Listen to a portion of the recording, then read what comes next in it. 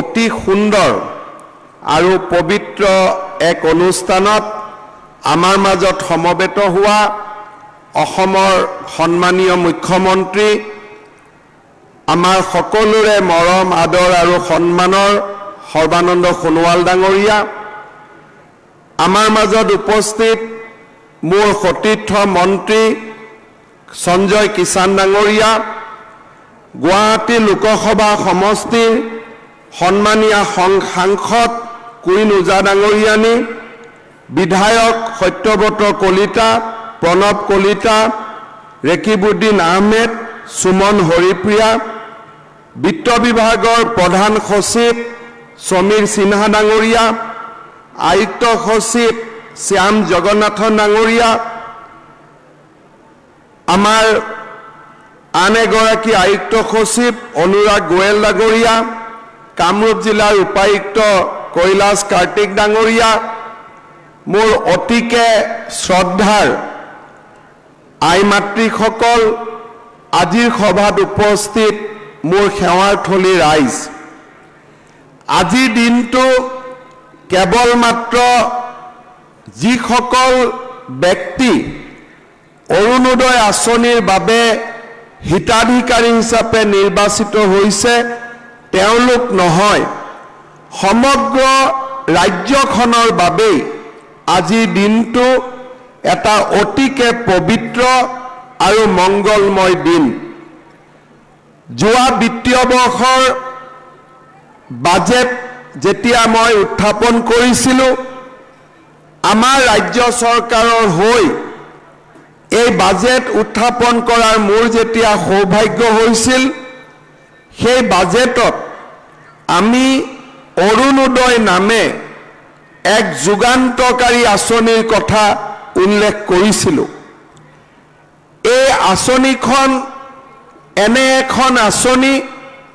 যি আঁচনিৰ জৰিয়তে লাখ লাখ পৰিয়াললৈ নগদ টকা হস্তান্তৰ হ'ব আৰু সেই পৰিয়ালটোৰ জীৱনলৈ কৰবাত নহয় কৰবাত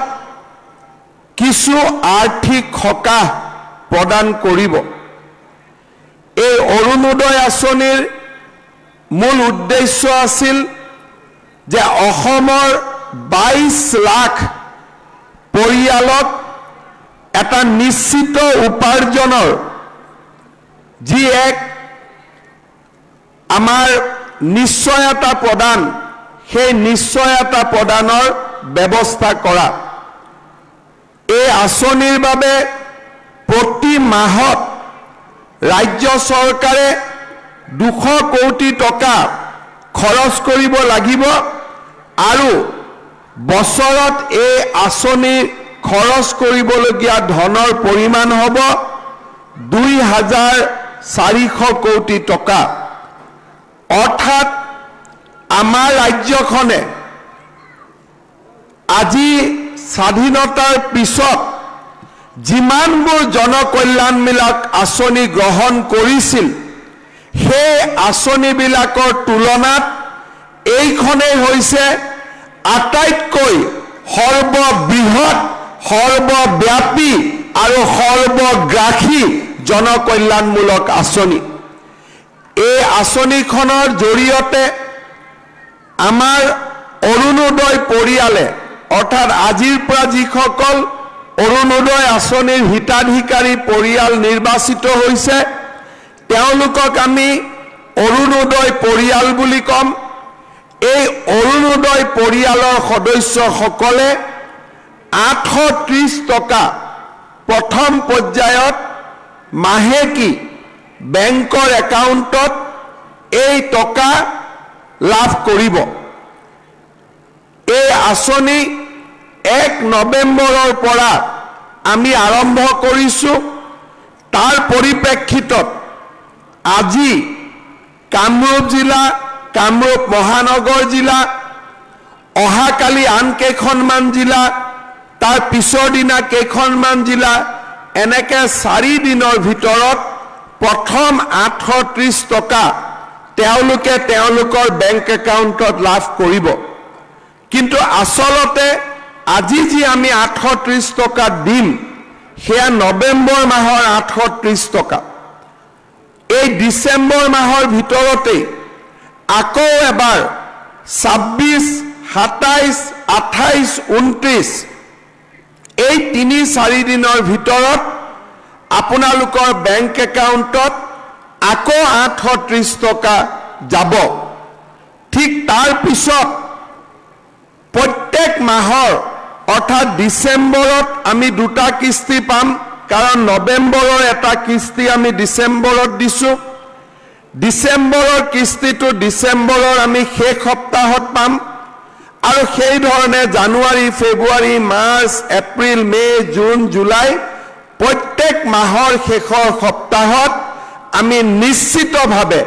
আমাৰ বেংক একাউণ্টত চৰকাৰে 830 টকা জমা দিব আজিলৈকে ভাৰতত হওক অসমত হওক এনে কোনো আঁচনি আজিলৈকে নাই য'ত নেকি মাহত এটা পুঁজি চৰকাৰৰ পৰা নিশ্চিতভাৱে আমাৰ বেংক একাউণ্টত সোমাব এই আঁচনিৰ মূল উদ্দেশ্য অকল পুঁজি হস্তান্তৰে নহয় এই আঁচনিৰ জৰিয়তে আমি কেইবাটাও জনকল্যাণমূলক উদ্দেশ্য আমি ৰূপায়ণ কৰিব খুজিছো প্ৰথম কথা এই আঁচনিৰ জৰিয়তে আমি খাদ্য নিৰাপত্তা ই এক আমাৰ প্ৰধান উদ্দেশ্য আছিল আজি আপোনালোকে ইয়াত যিমান হিতাধিকাৰী আহিছে বা আজি ৰাজ্যখনৰ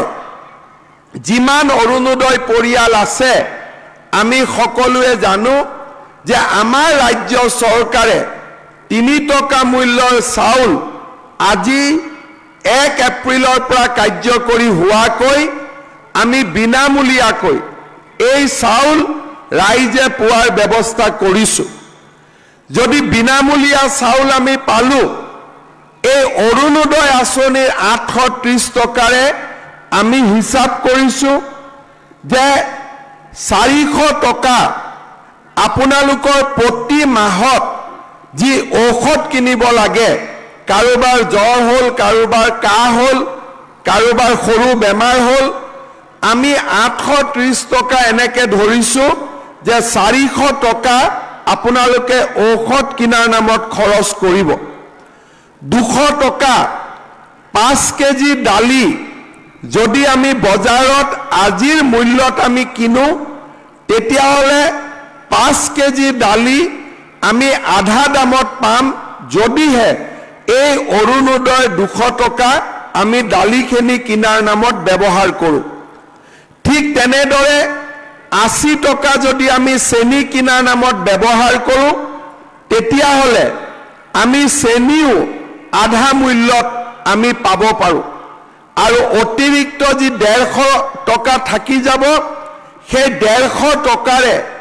আমি ফল মূল আদি যিখিনি অকণমান হলেও সুবিধা আমি কৰিব পাৰো সেইখিনি আমি কৰি ল'ব পাৰিম অৰ্থাৎ 830 টকাৰ 50% প্ৰায় ঔষধৰ নামত যাব মেডিকেল এক্সপেন্ডিচাৰ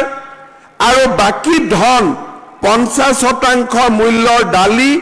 50% মূল্যৰ চেনি কিনিবৰ বাবে আমি ব্যৱহাৰ কৰিম আৰু ৰৈ যোৱা 150 টকা আমাৰ ঘৰত যি কণ কণ শিশু আছে তেওঁলোকৰ বাবে আমি ফল মূল কিনিম এনেকে আমি 830 টকা আমি ভাগ কৰি দিছো ইয়াৰ ফলত চাউল আমাৰ বিনামূলীয়া হল দালি আধা দামত পালো চেনি আধা দামত পালো ফল মূলৰ এটা নিৰ্দিষ্ট খৰচ পালো আৰু ঔষধৰ বাবেও 400 টকা আমাৰ পৰিয়ালটোত আহিলে অৰ্থাৎ আজি আমাৰ অসমত চাউলৰ পৰা ঔষধলৈকে দালিৰ পৰা চেনিলৈকে 22 লাখ পৰিয়ালক আজি আমি নিশ্চিত নিৰাপত্তা প্ৰদান কৰিব পাৰিম ইয়াৰ লগে লগে এই আঁচনিখনৰ আন এটা দিক হৈছে মহিলাৰ সবলীকৰণ আমি জানো যে আমাৰ ঘৰত যেতিয়া বিধৱা আই মাতৃসকল থাকে পৰিয়ালৰ আন সদস্যসকলৰ ব্যস্ততাপূৰ্ণ জীৱনৰ মাজত এই বিধৱা মহিলাসকলৰ আশা আকাংক্ষা কৰবাত হেৰাই যায় যেতিয়া ঘৰত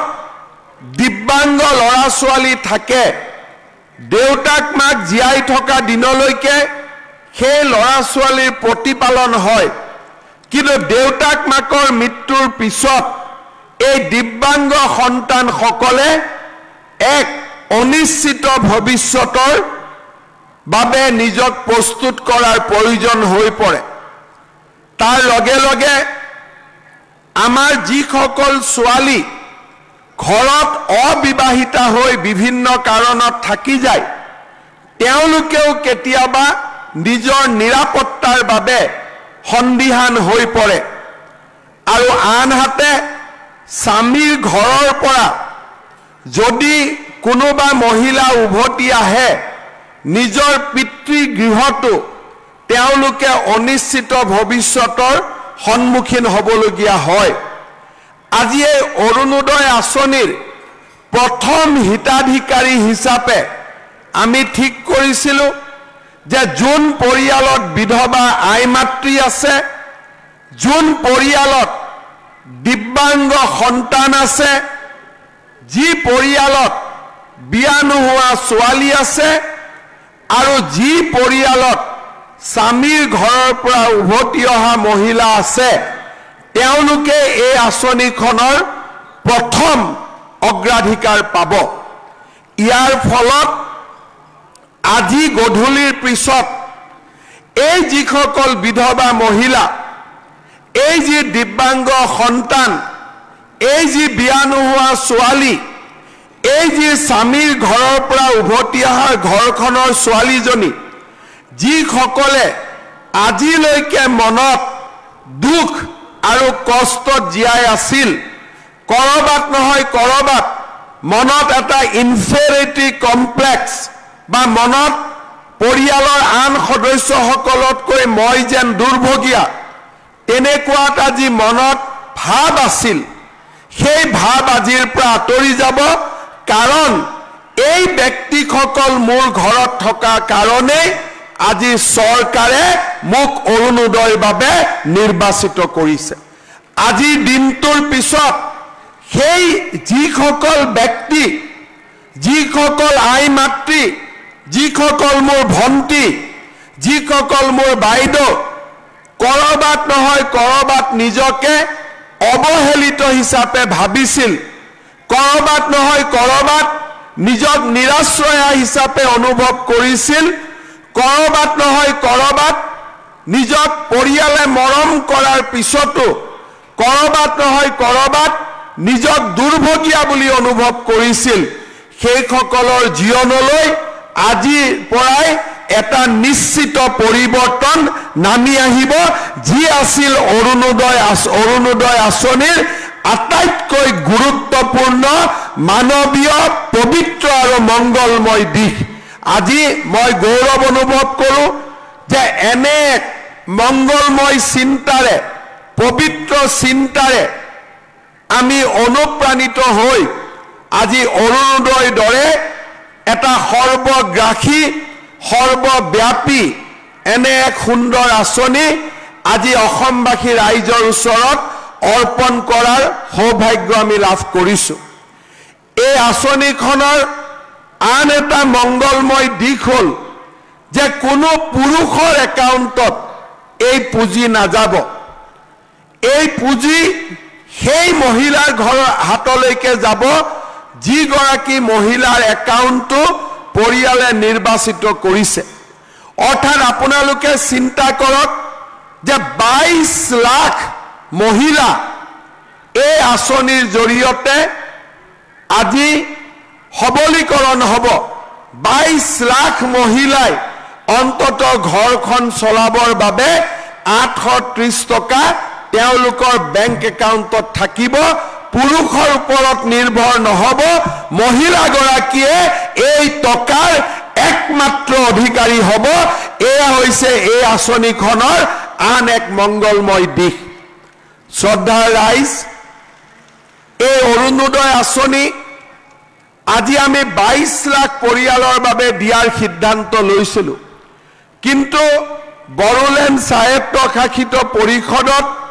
নিৰ্বাচন চলি থকা বাবে আৰু কিছুমানৰ একাউণ্টত ভুল থকা বাবে বা আন কিছু সমস্যাৰ বাবে আমি 17 লাখ পৰিয়াললৈ আজি দিনটোতে আঁচনিৰ ধন আমি হস্তান্তৰ কৰিম কিন্তু বিটিচিত নিৰ্বাচন শেষ হৈ যোৱাৰ লগে লগে আৰু বাকি কাৰিকৰী অসুবিধাসমূহ আঁতৰ কৰাৰ লগে লগে এই আঁচনিৰ সৰ্বমুঠ হিতাধিকাৰীৰ সংখ্যা 22 লাখলৈ বৃদ্ধি হ'ব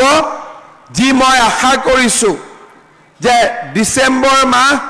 নহলে জানুৱাৰী মাহৰ শেষৰ সপ্তাহলৈকে আমি হিতাধিকাৰীৰ সংখ্যা 22 লাখ পৰিয়াললৈ আমি লৈ যাব পাৰিম কাৰণ বিটিএডিৰ 12টা সমষ্টিত এই আঁচনি আমি ৰূপায়ণ কৰিব পৰা নাই তাৰ লগে লগে বিটিএডিৰ লগত সংলগ্ন হৈ থকা বিলাসীপাৰা হৰভোগ ভবানীপুৰ আৰু কলাইগাঁৱৰ দৰে আন কিছুমান সমষ্টিৰ আংশিক অঞ্চলতো এই আঁচনি আজি দিনটোত আমি ৰূপায়ণ কৰিব পৰা নাই বিটিএডিত অনুমানিক প্ৰায় 3.5 লাখ পৰিয়ালক এই আঁচনিৰ অধীনত আমি সামৰি লোৱাৰ লগে লগে এই আঁচনিখনে পূৰ্ণতা আৰু পূৰ্ণাংগ ৰূপ ধাৰণ কৰিব শ্ৰদ্ধাৰ আই মাতৃসকল উপস্থিত ৰাইজ অসম এখন দুখীয়া বুলি মই নকলেও অসম এখন চহকী ৰাজ্যও নহয় চহকী আৰু দুখীয়া তাৰ মাজত আজি অসমে নিজৰ ভাগ্য নিয়ন্ত্ৰণৰ বাবে আগবাঢ়ি গৈ আছে যোৱা 5টা বছৰত কেৱল মাত্ৰ অৰুণোদয়ে নহয় এনে বহুত জনকল্যাণমূলক আঁচনিৰ মাজেৰে আজি আমাৰ চৰকাৰখনে জনসাধাৰণৰ মৰম আৰু আদৰ বুটলিবলৈ সক্ষম হৈছে আপোনালোক সকলোৱে জানে যে আজি কোভিড-19ৰ পৰিবেশৰ মাজতো এই কোভিড-19ৰ লগত মোকাবিলা কৰাই নহয় এনে পৰিস্থিতিৰ মাজতো ৰাজ্যিক কৰ্মচাৰীক নিয়মীয়া দৰমহা তাৰ লগে লগে জনকল্যাণমূলক আঁচনিৰ সুনিৰ্দিষ্ট আৰু পৰিকল্পিত ৰূপায়ণে আজি আমাৰ ৰাজ্যখনক জগত সভাত জিলিকাই তুলিছে আজি এই কথা ভাৰতৰ সকলো ৰাজ্যৰ মুখে মুখে যে কোভিডৰ নিয়ন্ত্ৰণৰ ক্ষেত্ৰত আজি অসমৰ যি ভূমিকা আছিল অসম চৰকাৰৰ যি ভূমিকা আছিল সেই ভূমিকাই আজি কেৱল ৰাষ্ট্ৰ নহয় বিশ্বৰ সংবাদ মাধ্যমৰো দৃষ্টি আকৰ্ষণ কৰিবলৈ সক্ষম হৈছে কিন্তু তাৰ লগে লগে জনকল্যাণমূলক আঁচনি যিটো সময়ত বহুত চৰকাৰে নিজৰ কৰ্মচাৰীক দৰমহা দিব নোৱাৰি 50% দৰমহা কৰ্তন কৰিছিল সেই মুহূৰ্তত পূৰ্ণ দৰমহা দিয়াৰ উপৰিও ৰাজ্য চৰকাৰে এই সময়ছোৱাৰ ভিতৰতে অৰুণোদয় অৰুন্ধতী আদিৰ দৰে বৃহৎ আঁচনিসমূহ আমি ৰূপায়ণৰ বাবে আগবাঢ়ি যাবলৈ সক্ষম হৈছো আজি মই নিশ্চিতভাৱে ৰাইজৰ সন্মুখত থিয় হৈ গৌৰৱ কৰিব পাৰো যে এই কোভিড-19ৰ বিভীষিকাৰ মাজতো অসমৰ ৰাজ্য চৰকাৰখনে 7 লাখ ল'ৰা ছোৱালীক এই বছৰ স্কুল কলেজ আৰু ইউনিভাৰ্চিটিত বিনামূলীয়া নামভৰ্তিৰ ব্যৱস্থা কৰি দিবলৈ সক্ষম হৈছে এজন দুজন নহয় 7 লাখ ল'ৰা ছোৱালীক প্ৰতিটো এডমিশনৰ বাবদ যদি 10,000 টকাও ফিজ আছিল 7 লাখ ল'ৰা ছোৱালীক আজি আমি নামভৰ্তি বিনামূলীয়া কৰি দিবলৈ সক্ষম হৈছো এই সময়ছোৱাৰ ভিতৰতে ৰাজ্য চৰকাৰে আমাৰ ঘৰৰ ছোৱালী যদি বিয়া হয় আৰু বিয়াখন যদি পঞ্জীয়ন কৰে তেওঁলোকৰ বাবে 40,000 টকা 1 তোলা সোণ কিনিবৰ বাবেও আজি আমি মুকলি কৰি দিয়াৰ যি অৰুন্ধতী আঁচনি সেই আঁচনিখনো আমি সফলভাৱে ৰূপায়ণ কৰিব পাৰিছো এই সময়ছোৱাৰ ভিতৰতে মেট্ৰিকত ফাৰ্ষ্ট ডিভিজন পোৱা ছাত্ৰ ছাত্ৰীসকললৈ আমি আনন্দৰাম বৰুৱা বঁটা যোগান ধৰিছো আৰু ডিসেম্বৰ মাহৰ ভিতৰতে ডক্টৰ বাণীকান্ত কাকতি বঁটা অৰ্থাৎ উচ্চতৰ মাধ্যমিক পৰীক্ষাত ফাৰ্ষ্ট ডিভিজন পোৱা প্ৰতি গৰাকী ছোৱালীক একোখনকৈ স্কুটি আমি দিয়াৰ বাবে যি আঁচনি লৈছিলো এই মাহৰ ভিতৰত সেই আঁচনিখনো আমি ৰূপায়ণ কৰাৰ বাবে সকলো পৰিকল্পনা আমি সম্পূৰ্ণ কৰি তুলিছো এই মাহৰ ভিতৰতে অসমৰ 7,20,000 চাহ শ্ৰমিকৰ বেংক একাউণ্টলৈকে 3,000 টকাকৈ ডিৰেক্ট বেনিফিট অৰ্থাৎ পোনপটীয়াকৈ জমা দিয়াৰ অত্যন্ত সাহসী আঁচনিখনো আমি ৰূপায়ণৰ পথত আগবাঢ়িছো এই মাহৰ ভিতৰতে অসমত প্ৰায় 15,000 শিক্ষক নিযুক্তি 20,000তকৈ অধিক শিক্ষক শিক্ষয়িত্ৰীৰ চাকৰি প্ৰাদেশিকৰণৰো সাহসী সিদ্ধান্ত আমাৰ ৰাজ্য চৰকাৰখনে গ্ৰহণ কৰিছে এই সময়ছোৱাৰ ভিতৰতে অসমৰ 8,000 নামঘৰলৈ 2.5 লাখ টকা কৰি অনুদান আগবঢ়োৱাৰ যি আমি আঁচনি বাজেটত ঘোষণা কৰিছিলো সেই আঁচনি ৰূপায়ণৰ দিশতো আমি আগবাঢ়িছো এই মাহৰ ভিতৰতে কনকলতা মহিলা সবলীকৰণ যোজনা যাৰ জৰিয়তে আত্মসহায়ক গোটসমূহলৈ 25 আৰু 50,000 টকা আগবঢ়োৱা হ'ব সেই আঁচনি ৰূপায়ণৰ বাবে বিত্ত বিভাগে 630 কোটি টকা মুকলি কৰি দিবলৈ আমি সক্ষম হৈছো এই মাহৰ ভিতৰতে ৰাজ্য চৰকাৰে অসমৰ চাৰিওফালে 4,000 কিলোমিটাৰ নতুন ৰাস্তা নিৰ্মাণৰো উদ্যোগ হাতত লৈছে এই সময়ছোৱাৰ ভিতৰতে আমাৰ ৰাজ্য চৰকাৰখনে গুৱাহাটী বিশ্বনাথ চাৰিআলি চৰাইদেউ আৰু গোৱালপাৰাত 4খনকৈ নতুন মেডিকেল কলেজ নিৰ্মাণৰ সপোন পূৰণৰ দিশত আগবাঢ়িছে এই সময়ছোৱাৰ ভিতৰতে আমাৰ ৰাজ্য চৰকাৰখনে কুশল কোঁৱৰ বৃদ্ধ পেঞ্চন আঁচনিয়ে হওক কনকলতা বিধৱা পেঞ্চন আঁচনিয়ে হওক এই গোটেই আঁচনিবিলাক ৰূপায়ণৰ দিশত আমি নিৰ্দিষ্ট পুঁজি মুকলাই দিবলৈ সক্ষম হৈছো এক কথাত ক'ব গ'লে এফালে কোভিড-19ৰ সৈতে মোকাবিলা আৰু আনফালে বিৰামহীন প্ৰগতি আৰু উন্নয়নৰ দিশৰে আমাৰ ৰাজ্যখনক নতুন দিগন্তলৈ লৈ যোৱা এই যি আমি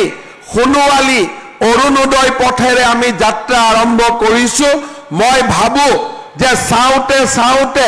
আমি এখন আত্মবিশ্বাসী অসমক আমি দেখা পাম আৰু এই আত্মবিশ্বাসী অসমখন ভাৰতৰ 5খন সৰ্বশ্ৰেষ্ঠ ৰাজ্যৰ ভিতৰত এখন হিচাপে পৰিগণিত হ'ব তাত মোৰ কোনো সন্দেহ নাই শ্ৰদ্ধাৰ আই মাতৃসকল অসম চৰকাৰৰ মন্ত্ৰী হিচাপে 2001 চনৰ পৰা সুদীৰ্ঘ দিন মই কাম কৰিছিলো আজিৰ দিনটো এক প্ৰাপ্তিৰ দিন প্ৰধানমন্ত্ৰী নৰেন্দ্ৰ মোদীয়ে কোৱাৰ দৰে সংকল্পৰ পৰা সিদ্ধিলৈ এই যি যাত্ৰা এই যাত্ৰা অতিক্ৰম কৰাৰ এক মংগলময় দিন অৰুণোদয় আঁচনিৰ কথা যেতিয়া প্ৰথম বিত্ত বিভাগত আমি আলোচনা কৰিছিলো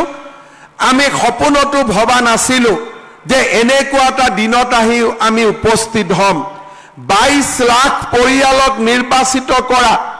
সেই পৰিয়ালৰ বেংক একাউণ্ট লৈ অহা বেংক একাউণ্টসমূহত এটকা এটকাকৈ জমা দি প্ৰত্যেকটো বেংক একাউণ্ট পৰীক্ষা কৰা আৰু তাৰ পিছত পুঁজিৰ যোগান ধৰা এই গোটেই কৰ্ম ব্যৱস্থাটো ৰূপায়ণ কৰা এক কঠিন কৰ্মযজ্ঞ আছিল কিন্তু আমাৰ বিত্ত বিভাগৰ প্ৰধান সচিব সমীৰ সিনহা আৰু তেখেতৰ নেতৃত্বত আমাৰ যি টিম আছিলে বিত্ত বিভাগত তেওঁলোকে আজি এক অসাধ্য সাধন কৰি আমাক এই মংগলময় দিনটোত আনি থিয় কৰাইছে মোৰ সুদীৰ্ঘ ৰাজনৈতিক জীৱনৰ আজি এক প্ৰাপ্তিৰ দিন এক আনন্দৰ দিন যে 22 লাখ পৰিয়াললৈ মাত্ৰ এটা কম্পিউটাৰৰ বুটামেৰে আমি 200 কোটি টকা প্ৰত্যেক মাহে যোগান ধৰিবলৈ সক্ষম হ'ম মই ভগৱানৰ ওচৰত কৃতজ্ঞতা ধন্যবাদ আৰু তেওঁৰ কৰোণা বিচাৰিছো যে তেনেকুৱা এক মংগলময় দিন চোৱাৰ বাবে সাক্ষী হৈ থকাৰ বাবে আমাক যি সাহস আৰু শক্তি দিলে তাৰ বাবে কৰোণাময় ঈশ্বৰৰ ওচৰত মই মোৰ প্ৰণাম জনাইছো মই অসমৰ কোটি কোটি অসমৰ যি আমাৰ 1.5 কোটি মোৰ আই মাতৃ আছে মোৰ ভন্টি আছে বাইদেউ আছে আইতা আছে এই আই মাতৃসকলৰ চৰণত মই পুনৰ এবাৰ প্ৰণাম কৰিছো যে আপোনালোকৰ সন্তান হিচাপে আপোনালোকৰ ভাই হিচাপে বা আপোনালোকৰ দাদা হিচাপে বা আপোনালোকৰ এজন বন্ধু হিচাপে আজি আমি এনেকুৱা এখন বৃহৎ সৰ্বগ্ৰাহী সৰ্বব্যাপী আঁচনি আপোনালোকৰ ওচৰত আমি লৈ আহিব পাৰিছো মোৰ ৰাজনৈতিক জীৱনৰ আজি এক আনন্দৰ দিন পবিত্ৰ দিন মংগলময় দিন সংকল্পৰ পৰা সিদ্ধি সাধনৰ এক যুগমীয়া দিন মই গৌৰৱ অনুভৱ কৰো যে মুখ্যমন্ত্ৰী সোণোৱাল ডাঙৰীয়াৰ নেতৃত্বত 2016 চনত আমি ৰাজ্যত যি চৰকাৰ প্ৰতিষ্ঠা কৰিছিলো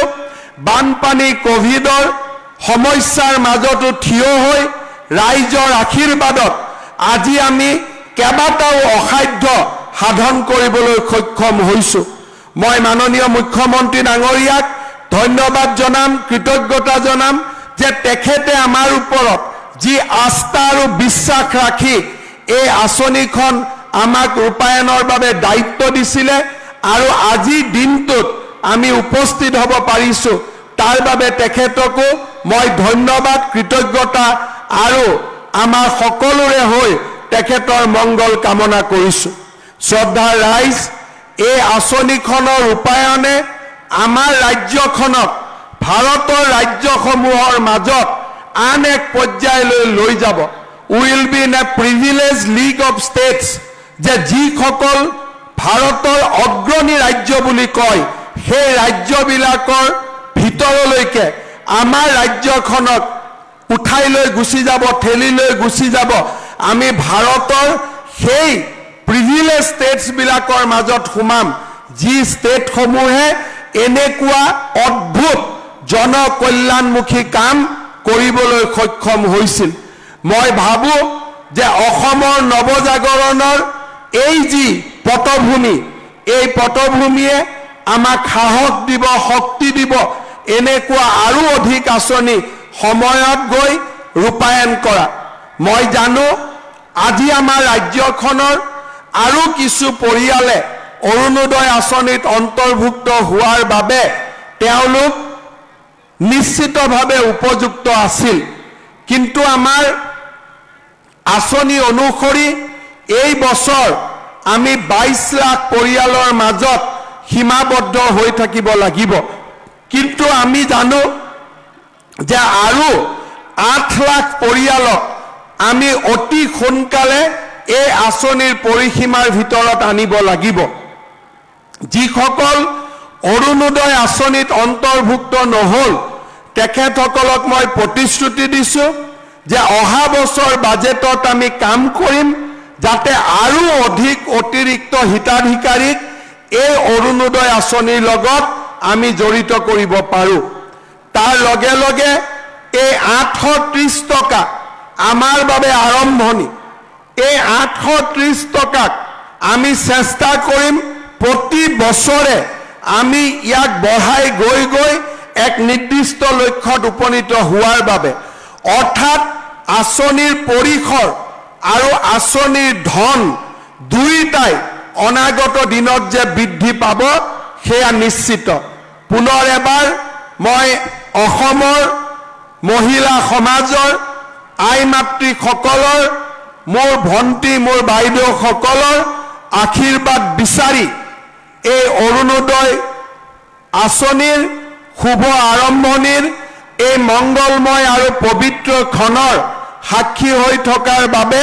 পৰম পিতাই যি মোক শক্তি দিলে তাৰ বাবে তেখেতৰ শ্ৰীচৰণত প্ৰণাম জনাই মই মোৰ বক্তব্য সামৰণি মাৰিছো। ধন্যবাদ। জয় হিন্দ। বন্দে মাতৰম।